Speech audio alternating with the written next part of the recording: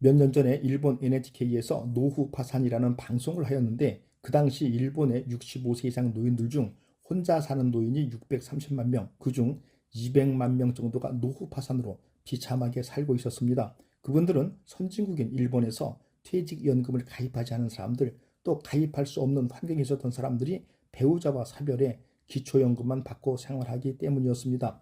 또 일본 부동산의 버블이 꺼지면서 부동산이 폭락했기에 팔아봤자 돈도 안 되고 예금을 털어서 쓰기에는 너무 오래 사니까 금액이 적어지기 때문이었습니다.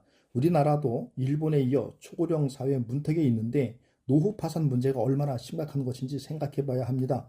일본 노인보다 한국 노인들이 더 심각합니다. 노후 계획에 80세 이후까지 생각하는 사람들이 많지 않습니다.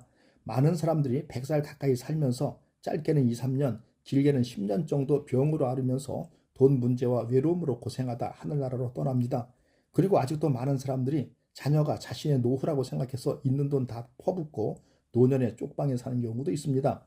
한마디로 자녀 리스크에 빠져 있는데 아무리 노후 자금이 많이 있어도 이런 경우는 별 의미가 없다는 겁니다. 선진국은 세상을 떠날 때까지 최소 생활비 정도를 공적, 사적 연금으로 확보하고 있습니다. 선진국에서는 주 수입원이 연금이라고 대답하는 비율이 높은 반면에 우리나라 노인들은 연금에 의지하는 비율이 선진국에 비해 월등히 낮습니다. 선진국에서는 자식이 부모의 생활비를 도와주는 나라는 없습니다. 우리는 평균 수명이 늘어나 노인인 자식이 더 노인인 부모를 부양해야 하는 시대에 살고 있는 것입니다.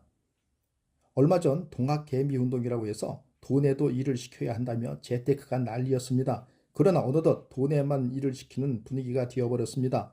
사람 인생 전체를 놓고 보면 돈에게 일을 시키는 자산의 비중은 10% 정도, 일은 90% 정도로 일은 실로 엄청난 금융자산입니다. 그리고 더 중요한 것은 자녀 리스크입니다. 우리나라에 부모에게 생활비를 의존하고 사는 자식이 314만 명이라고 합니다.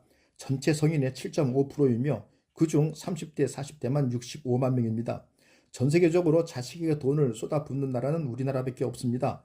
자녀 양육비로 들어가는 돈을 학비와 결혼비용, 과외비로 계산해서 GDP로 나눠봤더니 1등이 한국, 2등이 중국, 3등이 이탈리아였습니다. 부부가 맞벌이를 해서 1억을 벌어 과외비로 3천만 원을 쓰는 나라가 우리나라입니다. 의사가 되었다 해도 유지하기가 쉽지 않고 변호사가 되어도 세무사, 법무사의 일을 뺏는 시대입니다. 어느 것도 안전한 직업은 없습니다. 이 시대에 맞는 제대로 된 직업관을 갖는 게 필요합니다. 캥거루족은 아직 경제적인 여유가 되지 않아 부모님과 여전히 동거하는 청년들을 일컫는 말인데 그 상황이 마치 캥거루 새끼가 어미 캥거루의 주머니 품속에 있는 것과 같다는 것에 비유한 말입니다. 대학을 졸업한 후에는 취업하여 경제적으로 독립할 수 있는 능력을 갖추고 이후 분가를 하거나 결혼하는 것이 일반적이지만 취업에 성공하지 못한 청년들은 여전히 부모님의 도움을 받을 수밖에 없으므로 캥거루족이 되고 마는 것이죠.